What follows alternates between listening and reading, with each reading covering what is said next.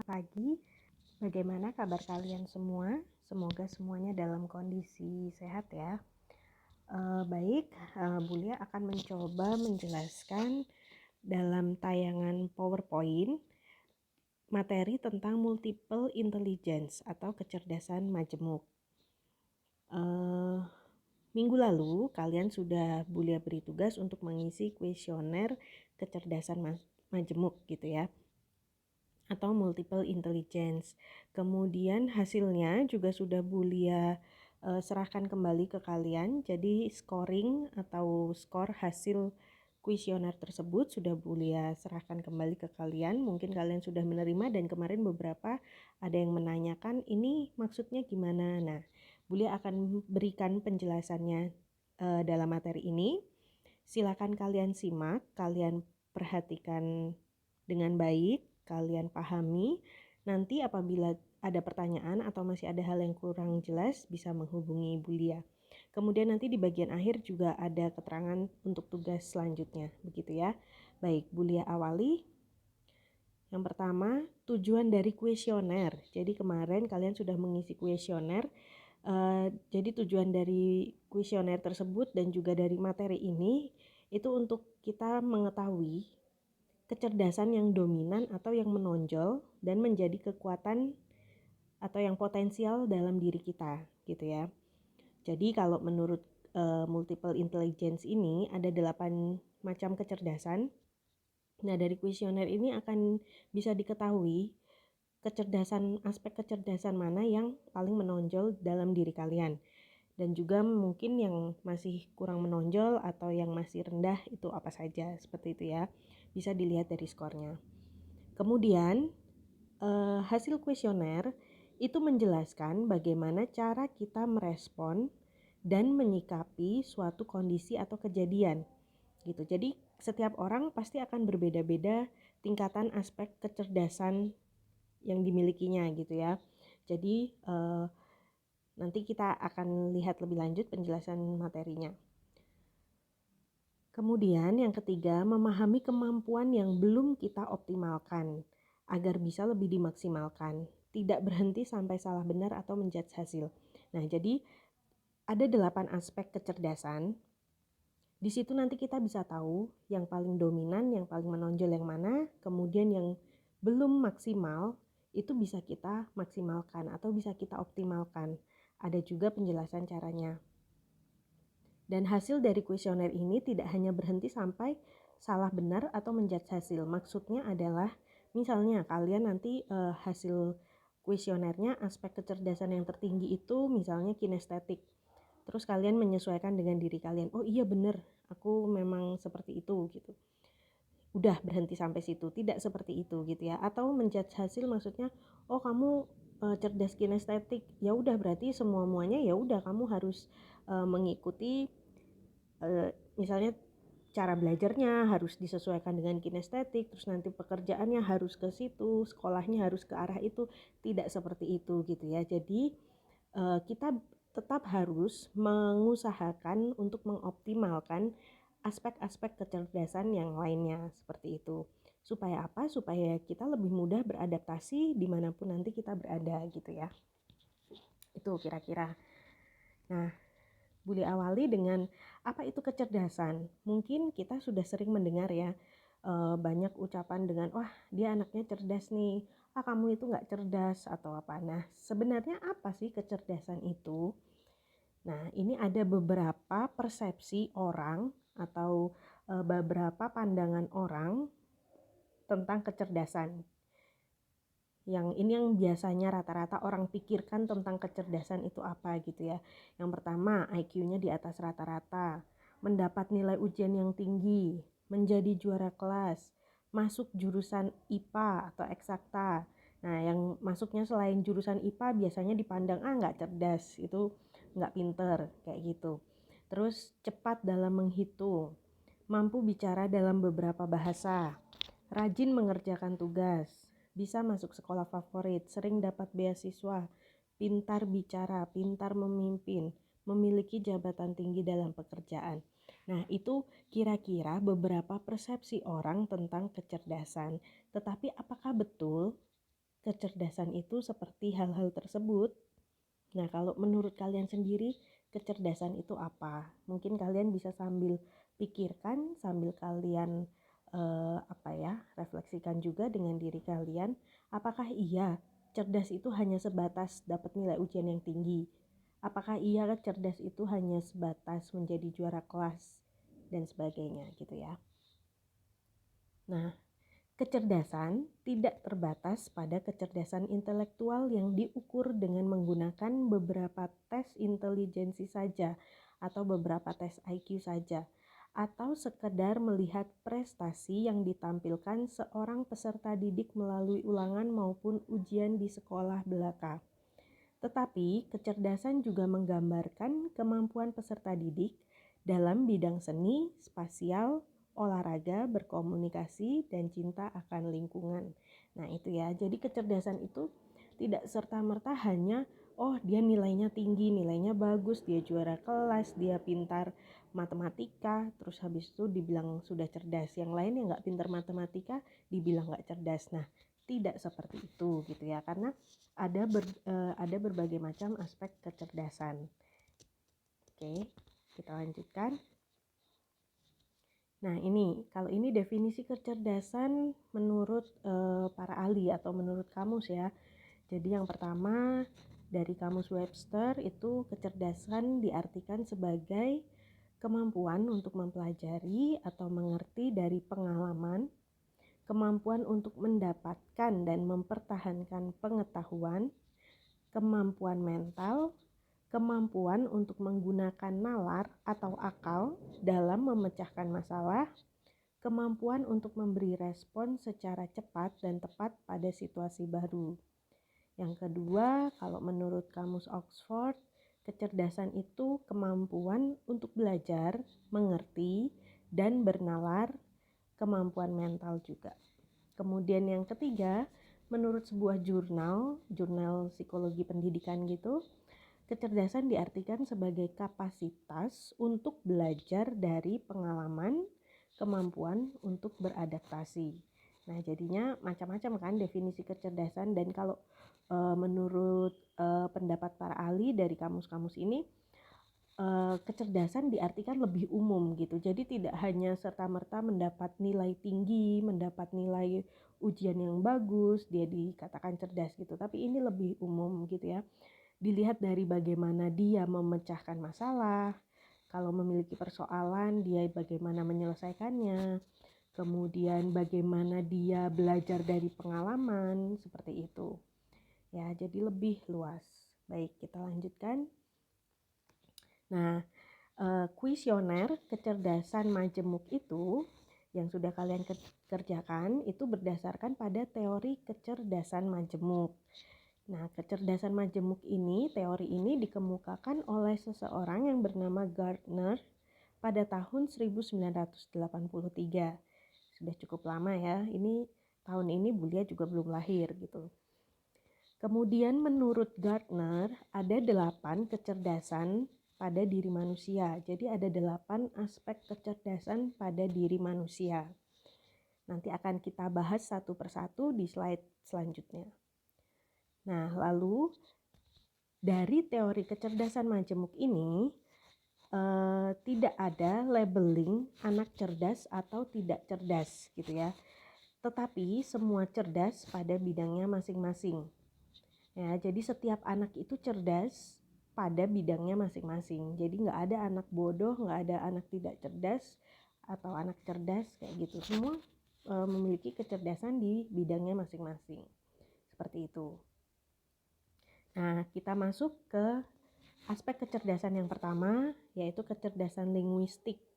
Ya, di sini ciri-cirinya adalah memiliki kepekaan pada bunyi, struktur, makna, fungsi kata, pilihan kata, dan bahasa. Ya, mungkin kalau namanya linguistik itu sudah kaitannya dengan bahasa gitu ya. Nah, di sini dia kemampuannya yang menonjol, kompetensi yang menonjol itu dalam hal membaca, menulis, berdiskusi, berargumentasi atau mengemukakan pendapat, persuasif. Persuasif itu mudah meyakinkan orang lain dengan kata-kata dan berdebat gitu. Jadi memiliki kemampuan yang baik dalam berdebat. Nah, cara mengoptimalkannya seperti apa? Misalnya dari antara kalian ada yang aspek kecerdasan linguistiknya itu masih rendah. Masih bisa kita optimalkan atau kita tingkatkan. Nih, salah satunya dengan cara menjadi pendengar yang aktif. Menjadi pendengar aktif itu seperti apa? Ya, menjadi pendengar yang aktif itu ya tidak hanya sekedar dengar saja, tetapi mendengarkan, menyimak, benar-benar mencoba untuk memahaminya, kemudian sampai nanti kalau bisa memberikan tanggapan. Seperti itu. Kemudian bisa juga dengan cara mengajar, berdiskusi, menulis buku harian,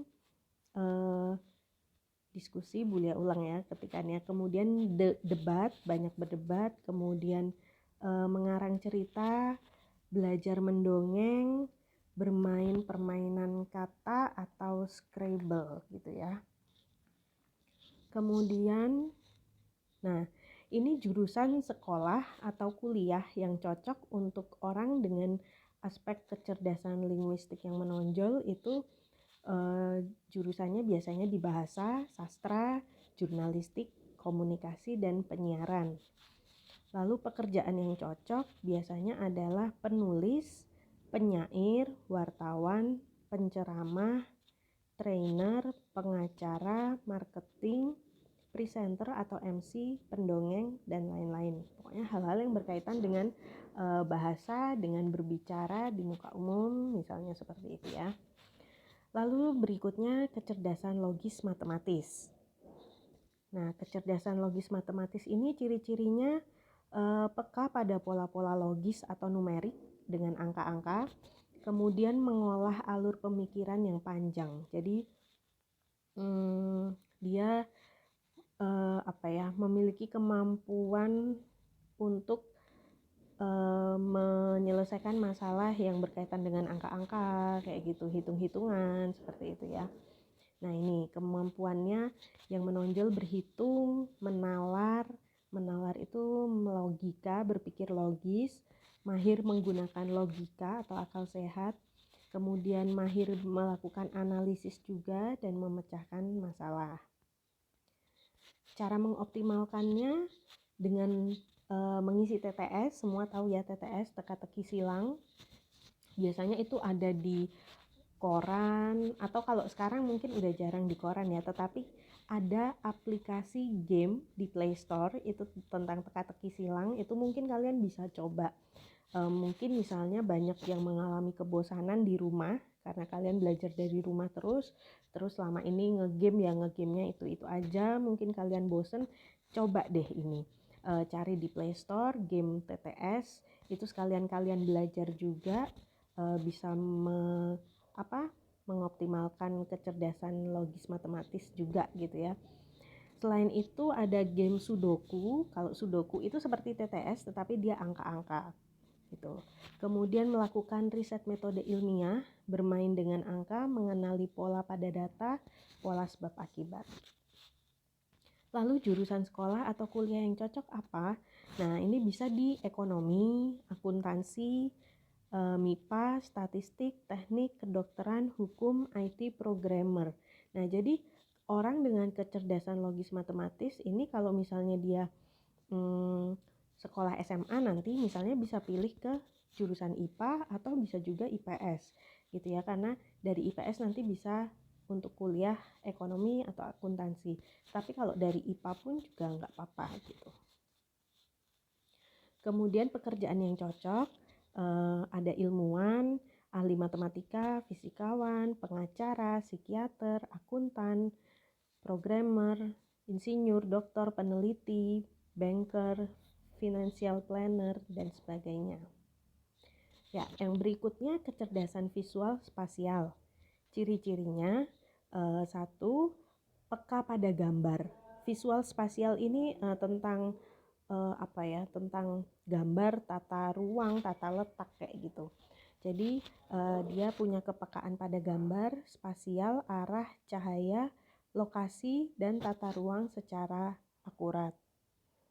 Kemudian kemampuan yang menonjol dalam hal menggambar, membuat desain, memotret, fotografi misalnya. Terus juga dia punya kemampuan yang baik dalam berimajinasi. Nah, berimajinasi ini bukan hal yang semua orang bisa ya gitu. Kadang ada orang yang sulit berimajinasi. Nah, kalau untuk orang dengan aspek kecerdasan visual spasial yang tinggi, ini dia punya kemampuan imajinasi yang baik. Kemudian berpikir 2 dimensi dan 3 dimensi.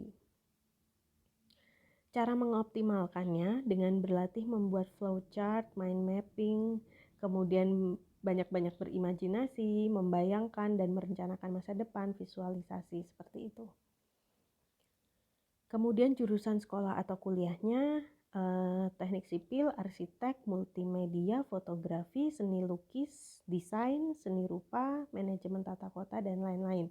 Jadi kalau untuk SMA-nya sih kalau Bulia rasa ini kalau mau teknik sipil, arsitek gitu ya mungkin dari IPA ya. Tapi kalau mau ke fotografi, seni lukis, desain itu sepertinya dari IPS, dari bahasa itu bisa gitu. Lalu pekerjaan yang cocok apa? Pekerjaan yang cocok bisa arsitek, seniman, pemahat, pelukis, karena dia punya daya imajinasi yang tinggi kan. Nah, jadi cocok untuk menjadi pemahat, pelukis. Kemudian fotografer, montir, ahli tata ruang kota, desainer, sutradara, animator, kameramen, pilot, dan lain-lainnya. Selanjutnya kecerdasan musikal. Nah, kecerdasan musikal ini ciri-cirinya punya kepekaan terhadap irama, nada, suara, ritme, melodi, dan vokal. Jadi yang berkaitan dengan musik, lagu seperti itu ya. Kemampuannya dia punya kemampuan yang menonjol untuk memahami, mengapresiasi, menciptakan, menggubah atau mengaransemen, memainkan dan mendengar musik, lagu, irama, dan melodi. Nah, sekali lagi ini juga tidak semua orang punya kemampuan atau bakat di sini ya. Jadi ada orang-orang tertentu yang dia peka dengan musik, peka dengan irama, nada, dia bisa menggubah lagu atau mengaransemen lagu atau bahkan menciptakan lagu gitu. Kemudian cara mengoptimalkannya bagaimana? Nah, bisa saat mendengarkan musik atau lagu berlatih menyadari apa yang diingat saat mendengarnya. Jadi ketika kita mendengarkan sebuah lagu atau musik, itu kita sungguh-sungguh kita resapi dan kita berusaha untuk sadari apa sih yang kita ingat saat mendengar lagu itu atau musik itu. Kemudian perasaan apa yang hadir. Jadi itu penghayatan kan ya. Terus alat musik apa saja yang digunakan, apa pesan yang tersirat, bagaimana kira-kira suasana emosi sang penyanyi saat menyanyikannya, belajar membuat lagu untuk mengungkapkan emosi dan suasana hati. Nah ini Bulia rasa ini juga termasuk hal yang positif ya. Kalau misalnya di antara kalian ada yang di masa pandemi ini di mana kalian harus banyak berada di rumah dan kalian merasa bosan, mungkin bisa menyalurkannya dengan belajar membuat lagu untuk mengungkapkan suasana hati kalian, mengungkapkan apa yang sedang kalian rasakan, kayak gitu. Tidak ada salahnya dan ini termasuk hal yang positif gitu ya, karena produktif, bisa tercipta sebuah hasil gitu ya, lagu atau musik atau bahkan lirik lagu saja gitu, itu juga baik. Lalu jurusan sekolah atau kuliahnya yang cocok ada sekolah musik, vokal, seni, dan budaya. Pekerjaan yang cocok di sini ada komposer, penyanyi, pencipta lagu, pemain musik, musik arranger atau yang mengaransemen musik gitu ya, dubber, pengisi suara dalam kartun misalnya gitu. Kemudian penata musik. Penata musik itu biasanya untuk kalau ada acara konser besar gitu. Nah, misalnya konser musik klasik yang dengan orkestra gitu. Nah, ada penata musik. Kemudian kalau misalnya di film itu kan kadang ada suara-suara latarnya, musik-musik latarnya, backsoundnya. Nah, itu bisa. Kemudian DJ dan lain sebagainya. Berikutnya kecerdasan kinestetik. Ciri-cirinya peka terhadap gerak tubuh, mengelola objek, refleks, perasa dalam hal emosi gitu ya. Kemudian responsif. Responsif ini apa? Ya responsif itu mudah merespon gitu. Jadi dia berkaitan dengan sensitif itu soal rasa, perasaan. Dia mudah mengenali perasaan apa yang dirasakan. Kemudian kalau responsif ini ya dia mudah memberikan respon, misalnya apa ya? Ya misalnya lagi nulis terus tiba-tiba kejatuhan sesuatu gitu kan. Nah, dia ya cepat bergerak gitu. Kadang ada orang yang kalau aspek kecerdasan kinestetiknya rendah misalnya, belum tentu dia kejatuhan sesuatu terus langsung bergerak menghindar atau dan sebagainya gitu. Bisa aja dia masih tetap diam sambil ngelihat ini apa ya, masih menganalisis gitu. Tapi kalau cerdas kinestetik ya dia responsif, bisa langsung bergerak, menghindar dan sebagainya. Kemampuan yang menonjol itu dalam hal gerak motorik, gerak tubuh gitu ya, keseimbangan, mengelola anggota tubuh untuk memecahkan masalah, menciptakan produk, serta mengemukakan ide dan emosi. Cara mengoptimalkannya, nah kalau di sini dengan berlatih drama, melakukan simulasi dan role play, yoga, dan banyak olahraga gitu ya. Terus jurusan sekolah atau kuliahnya yang cocok olahraga, seni teater, seni tari, atau koreografi. Pekerjaan yang cocok bisa atlet, penari, aktor atau aktris, tukang kayu, jadi produksi kayu, mebel kayak gitu misalnya. Kemudian pemahat, montir. Selanjutnya kecerdasan interpersonal. Nah, di sini ciri-cirinya peka pada suasana hati, hampir seperti yang tadi kinestetik ya, dia perasa dalam hal emosi, ini juga peka pada suasana hati. Kemudian temperamen, keinginan orang lain, dan motivasi. Kemampuan dia yang menonjol itu memahami dan bekerja sama dengan orang lain. Jadi sangat baik dalam memahami orang lain, sangat baik dalam bekerja sama dengan orang lain. Kemudian mudah menunjukkan empati dan perhatian, pintar memotivasi orang lain, dan juga persuasif. Persuasif itu tadi mudah meyakinkan orang lain dengan kata-kata gitu ya. Oke, baik. Selanjutnya, cara mengoptimalkannya dengan melatih komunikasi, menyadari mood. Nah, jadi gini, kadang ini sering terjadi pada kita, terutama kalian para remaja yang kadang suka tiba-tiba tuh kok kayak rasanya bete aja, rasanya tiba-tiba sedih gitu, dan kita nggak menyadari kenapa kok kita sedih, kenapa kok kita bete, bad mood kayak gitu. Nah, ini harus belajar menyadari mood yang sedang kita rasakan gitu. Aku ini lagi merasakan mood yang seperti apa ya? Oh, misalnya lagi bete. Nah, beteku ini karena apa gitu. Itu harus dikenali, harus dicari tahu, harus disadari. Karena kalau tidak disadari, nah bisa-bisa akan menimbulkan masalah dengan orang lain di sekitar kita.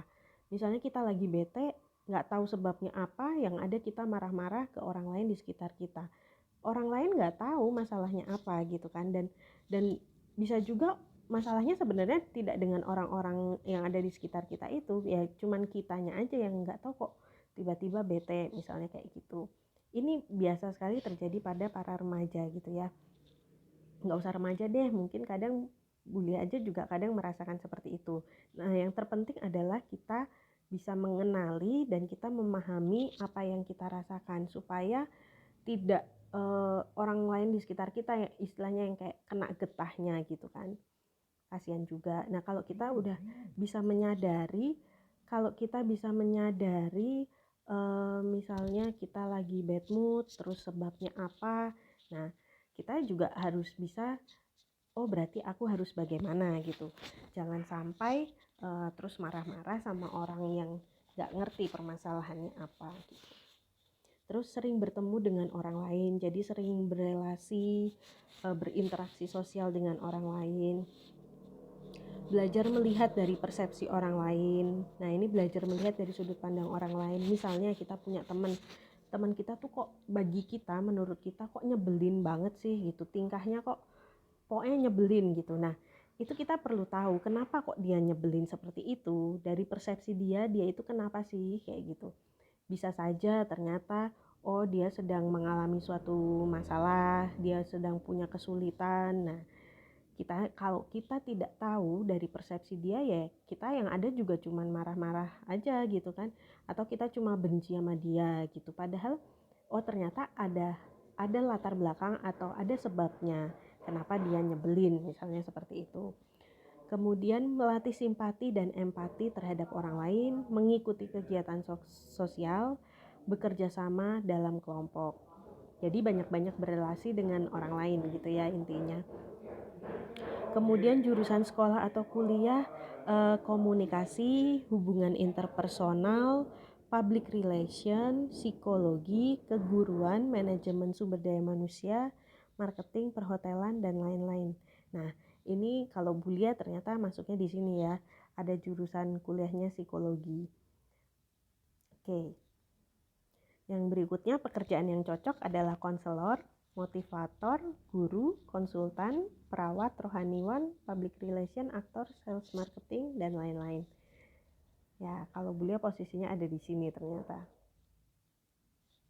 Baik, berikutnya kecerdasan intrapersonal.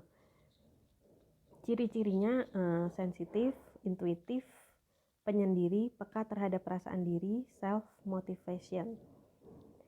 Kemampuan yang menonjol itu memahami diri sendiri.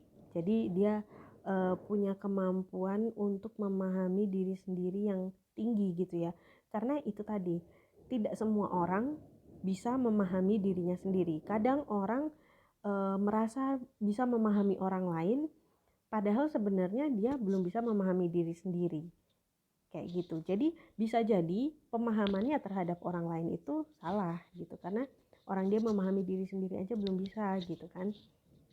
Lalu dia juga punya kemampuan untuk mengenali kelebihan dan kekurangan diri, sehingga bisa menganalisis dirinya, membuat rencana, dan menyusun tujuan yang hendak dicapai. Oh iya, berkaitan dengan sensitif itu tidak selamanya buruk atau negatif ya. Kalau sensitifnya itu yang misalnya sedikit ada hal apa dikit tersinggung, sensitif, terus apa sedikit marah, yang seperti itu ya memang itu kurang baik. Tapi kalau sensitif di sini dia mudah mengenali apa yang dirasakan orang lain, mudah mengenali apa yang dia rasakan, terus nanti untuk selanjutnya dia menentukan harus bagaimana bertindak, bersikap. Nah, itu baik gitu. Kemudian cara mengoptimalkannya dengan berlatih konsentrasi, menyadari setiap tindakan, menyadari apa yang dipikirkan dan dirasakan, mencari makna hidup, meditasi, mengenal emosi diri. Jurusan sekolah atau kuliahnya filsafat, teologi, pekerjaan yang cocok, penulis, pembimbing spiritual, psikoterapis. Penulis ini mungkin penulis buku-buku buku-buku yang berkaitan dengan spiritual kayak gitu, pemahaman diri, banyak kan buku-buku seperti itu. Oke, yang selanjutnya dan yang terakhir, yang ke-8, ini ada kecerdasan naturalis. Ciri-cirinya dapat membedakan anggota spesies, mengenali kehidupan spesies lain. Jadi selain manusia, mungkin ada hewan apa atau tumbuhan apa, dan juga dapat mengkategorikan spesies gitu ya. Kemampuan yang menonjol dari orang dengan aspek kecerdasan ini mengenali gejala-gejala alam, mengenali bentuk-bentuk alam di sekitar, flora, fauna, dan fenomena alam lainnya. Cara mengoptimalkan, menikmati alam terbuka, mempelajari dunia flora dan fauna, berkebun, traveling, mengamati fenomena alam. Kemudian jurusan sekolah atau kuliahnya yang cocok biologi, astronomi, geografi, geologi, teknik lingkungan, kedokteran hewan, peternakan, pertanian, perkebunan, perikanan, kelautan, dan lain-lain. Lalu pekerjaan yang cocok, ini ada ahli botani, dokter hewan, pencinta alam, guide, geologis, arkeolog, dan lain-lain gitu ya. Nah, itu 8 aspek kecerdasan majemuk gitu ya, dari teori kecerdasan majemuk Gardner. Dari penjelasan itu, bagaimana? Kira-kira kalian udah punya gambaran belum?